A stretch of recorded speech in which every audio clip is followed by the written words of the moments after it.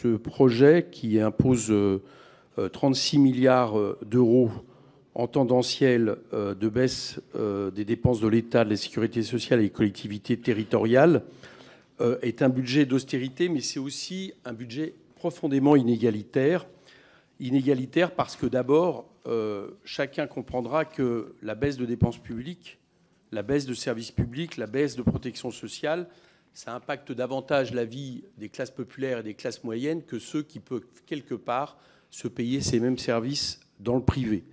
De ce point de vue-là, je rappelle qu'une étude de l'INSEE de 2021 avait montré que la moitié de la réduction des inégalités passait par des transferts en nature, comme l'éducation, la santé et le logement, et qu'en coupant aussi massivement dans les dépenses, ne serait-ce que le budget de l'État, alors 17 milliards si on tient compte uniquement de l'inflation, 22 milliards si on tient compte du tendanciel, vous allez non seulement réduire l'activité économique, à l'instant sur France Info, le président Moscovici l'estime à 0,4-0,5 points de moins pour la croissance l'an prochain, mais aussi aggraver encore plus vite la pauvreté, dont vous savez qu'elle a explosé dans le pays. Et je ne parle même pas des coupes sur le budget de la sécurité sociale.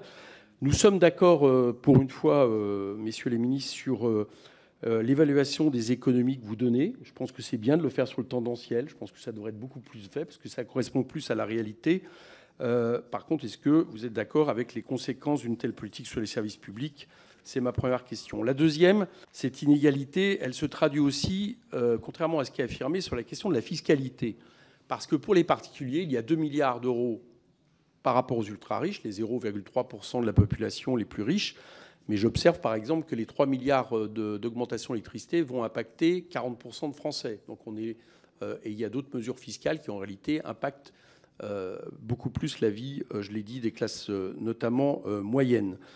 Donc si j'additionne en réalité cette fiscalité qui concerne un peu tout le monde, plus ces questions de dépenses sociales, on a au final, on pourrait lire ce budget comme disant qu'on a en gros 41 milliards qui vont impacter la vie de tout le monde et seulement 2 milliards des ultra-riches.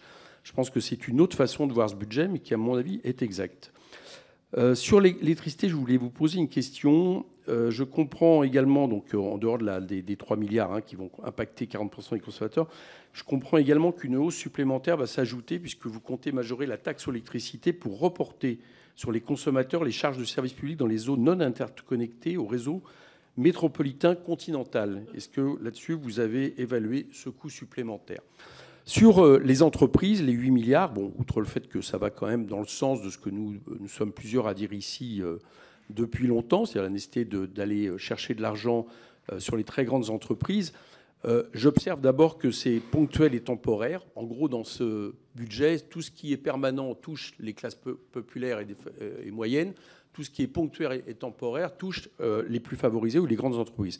Mais en plus de ça, ce montant m'interroge puisque les recettes attendues, une taxe exceptionnelle, ne sont pas toujours au rendez-vous. Donc j'aimerais que vous me certifiez vos comptes sur ces histoires de 8 milliards. Je fais référence à la taxe des énergéticiens l'année dernière qui devait rapporter 12 milliards et qui finalement ont rapporté 600 millions d'euros. Donc, passer à la question écologique, parce que je trouve que ce budget est aussi celui du renoncement écologique. Cet été, je la transmettrai à tous mes collègues, parce qu'elle est vraiment intéressante. Il y a une étude qui est sortie en juillet de l'Institut E4CE, vous voyez, je me mets à l'anglais, qui a publié une étude dans laquelle le besoin de financement supplémentaire pour atteindre nos objectifs climatiques, uniquement pour l'État, s'élèverait à 50 milliards d'euros en plus et 23 milliards pour les collectivités territoriales d'ici 2030, à réglementation et législation inchangées. Or, l'émission écologie baisse de 7%, soit 1,5 milliard. Et si on retire l'augmentation de la contribution au service public de l'énergie CSPE, puisqu'il s'agit d'une dépense non pilotable qui répond à des engagements passés et ne permet pas de soutenir de nouveaux projets d'énergie renouvelable, on a une baisse qui s'élève à 16%, soit plus de 3,5 milliards d'euros. Et je vous épargne la baisse de 8,4% du budget de l'agriculture. En conséquence, ma question, c'est est-ce que la France doit renoncer à ses engagements climatiques pour réduire une dette financière qui est le résultat de, je l'ai dit, de baisse de recettes, notamment de cadeaux fiscaux aux grandes entreprises aux plus riches accumulés sur 7 ans? Et est-ce que vous ne croyez pas que c'est, d'une manière ou d'autre, renforcer la dette écologique que propose ce budget? Sur la question de l'éducation nationale, la presse a révélé 4000 postes d'enseignants supprimés. Alors, certes, comme vous créez 2000 postes d'AESH qui n'ont pas vraiment le même statut que des EPT d'enseignants, vous concluez qu'il y a 2000 enseignants seulement supprimés. Mais bon, je pense que ce n'est pas de même nature, même si effectivement il faut recruter des AESH. Et de ce point de vue-là, je suis inquiet sur le taux d'encadrement qui va être permis par nombre d'élèves par enseignant, qui, je vous le rappelle, est un des plus élevés de l'Union européenne, voire de l'OCDE. Et dernière question, le budget de l'aide publique au développement est gravement menacé par vos coupes, moins 22%, après une annulation de 14% des crédits ouverts en 2024, compromettant inévitablement l'objectif de consacrer 0,7% du revenu national brut à l'APD.